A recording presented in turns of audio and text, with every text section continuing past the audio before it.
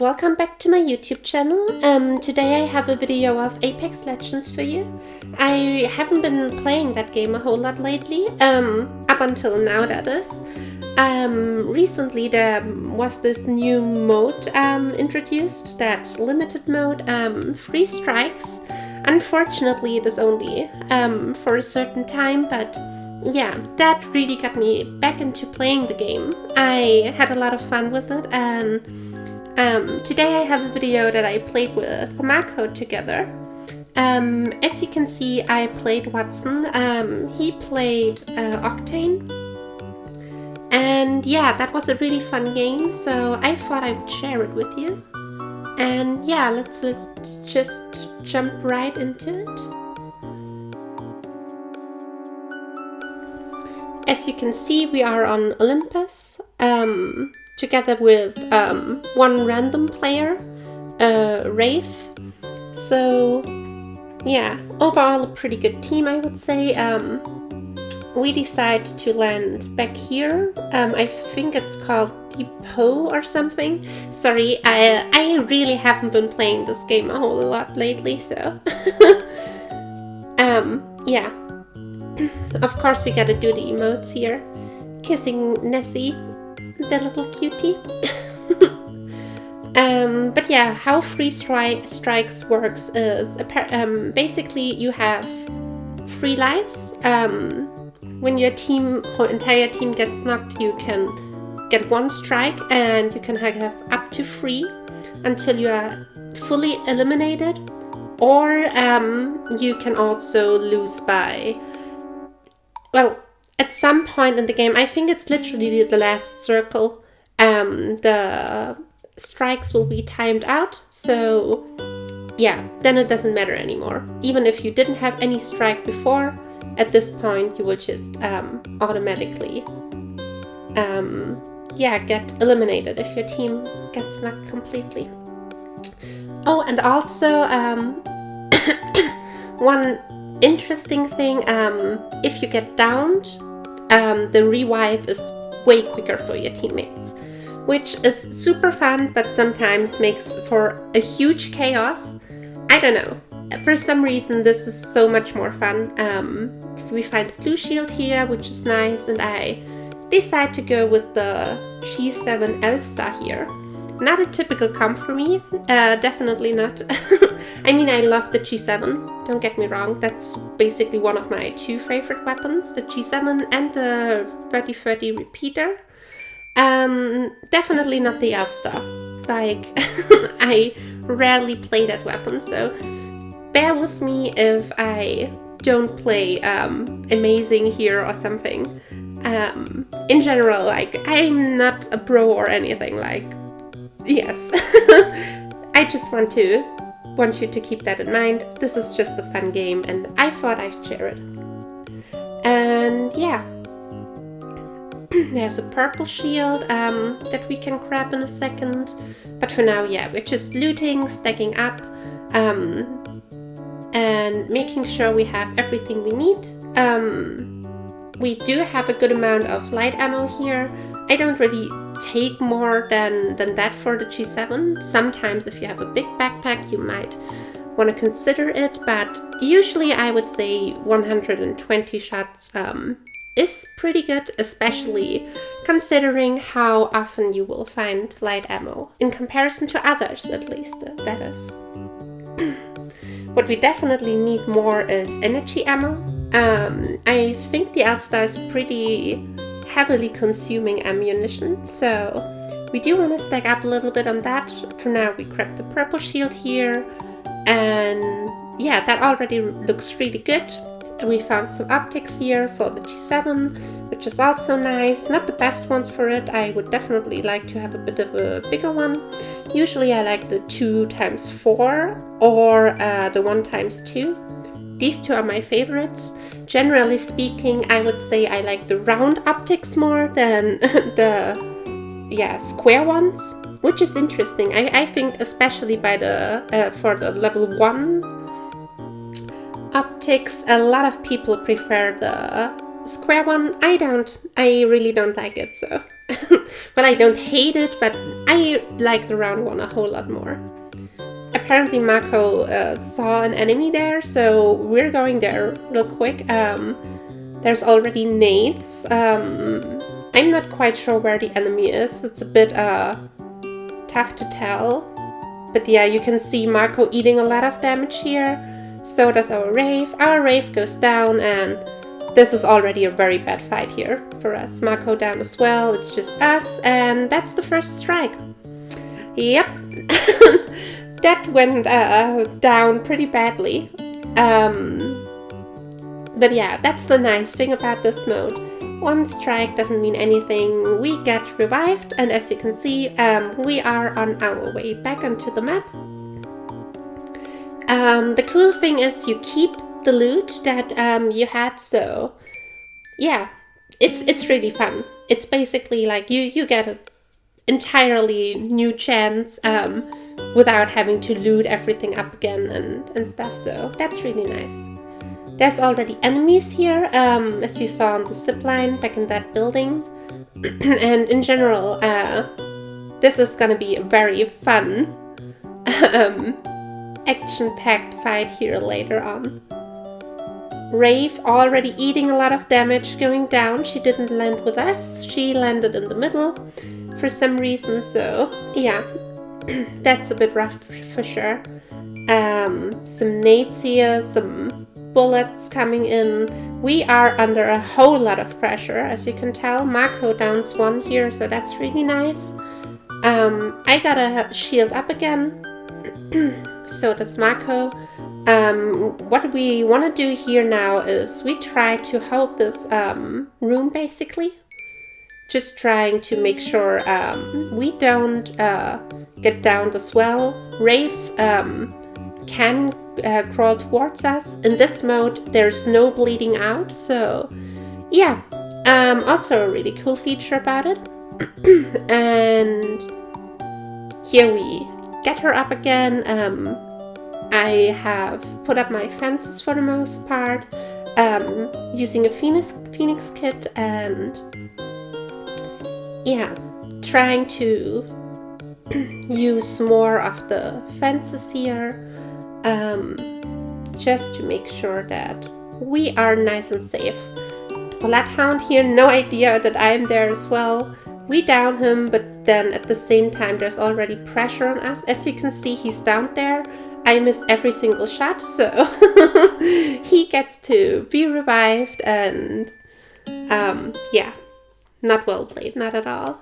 But you can already tell, like, we're going down on the energy ammo very, very quickly. There's only 63 bullets left, so not a whole lot. But yeah, there's a death box that we might want to go for, but instead we have to fight here. She's coming from the back, and we have the G7 in our hands. Yeah, which leads to us ultimately falling. We did do a good amount of damage here. The Pathfinder just blocking me in. Yeah, but Ray fell as well. She got revived by Mako. I crawl back into our little room, and Mako gets to revive me as well, which is nice. Just using, not using the thing here. Instead, I put up a generator, which for one gives us back our shield and also blocks nades that are getting thrown in here, which is for one nice for us personally, because we don't eat as much damage from nades because of that, obviously, but at the same time it also makes sure that my fences don't get destroyed. Definitely very important. Wraith using a portal here to go down, probably just to do some damage there, and then portal back if necessary. I decide to wait up here for a second and fence the portal. That ensures if she goes back and gets followed, or any of us get followed, or in general it gets used by an enemy, they have a rough time. They just have to take the portal back or go through my fences, which means damage and at the same time means they get slowed. So this is just to secure that we will not have any free invitations for enemies in our room here. Enemy right in front of us. I do a little bit of damage, not a whole lot, unfortunately. I decide to take the thing up here, bring it to them, but instead get downed. I thought it might be just one enemy, honestly. But nope, it's an entire team and even more. So we fall, but it doesn't really matter too much in that game. I really like that. Like, you can be a bit more aggressive in a lot of situations and try to punish people. We get revived and use some salts to heal us up again. The room's still absolutely secured by us. Unfortunately, Ray falls here. We're getting pushed. I try to make sure this conduit can't come up with here. Putting a little bit of pressure onto her, putting some damage in, but then we get down from the side. Someone peeked in there. Didn't think that would be able. That would be a possibility, but yeah, as you can see, it was. Marco getting down. Yeah, a lot of pressure onto us. The enemies here definitely wanna get us out here. But as you can tell, like, these fences are definitely very helpful. Otherwise, this could have turned badly a lot earlier. But no, we are actually fine. Making sure the fences stand up there. That's a little bit of a bad fence, but it doesn't matter too much. We heal ourselves up for now, especially since we have another one into the inner room, using another ultimate that does destroy my old one, but at the same time it secures more healing. I think one ultimate means up to 250 shields. So yeah, if that runs out at some point, it will only block nades, no longer healing. So it does make sure to keep putting up new ultimates whenever you can, especially in that mode, because as you can see, downing a person oftentimes doesn't mean you get to have their resources. Not at all, actually. It oftentimes just means, okay, they have to use more resources once they get brought back up. Oh, the conduit falls, not to us, but she gets to put down her ultimate, so we want to destroy that first. Another enemy dropping here, and we drop the enemy. Nice shots with the G7. Getting some pressure here, but unfortunately they all get blocked by the knockdown shield. So we try to put on more pressure here. We go in, put a lot of damage through. One shot gets blocked, unfortunately. We almost fall here, but then Marco comes and saves us. And we finally get some resources. So yeah, going back to that point that I made earlier, you end up using a lot of resources usually until you get one. So shields quickly get rare, and also ammunition and everything. Like, yeah, you have to stack up whenever you can. And if shields get rare, then it can be really good to just have the ultimate of Wattson, to have that as some extra source of making sure your shields are, or you're nice and healthy, basically. But yeah, this this kill was really important to us. We were very low on energy ammo. I think we had 8 shots left. And look at it now. Now we have 409. Which is awesome. What is not so awesome is we only have 4 shield cells. And my team already took out the rest of the shield cells. There's nothing left, so bit of a struggle in that regard. Marco down there gets downed by the enemy Pathfinder. I drop as well, miss every single shot. He doesn't have a whole lot of life though, and while his friend gets to block a whole lot of the shots of mine, with the knockdown shield, our Wraith manages to kill him eventually. So now we have the ultimate from Mako. They are running up there, but apparently Unlucky here gets down here. Rave behind me. She's trying to take, I think, the top route. She's fighting. I don't know if that's the right thing to do. She ultimately falls as well. And now we are in that weird position where, okay, we could die, not too big of a deal. We still have 2 strikes left. But obviously you don't want to use them if not necessary. It also puts you out of place and all. So we hide here and let the other 2 come to us. I decided to make that fence in order if there's someone coming, I have at least like a small safety net for a second, you know?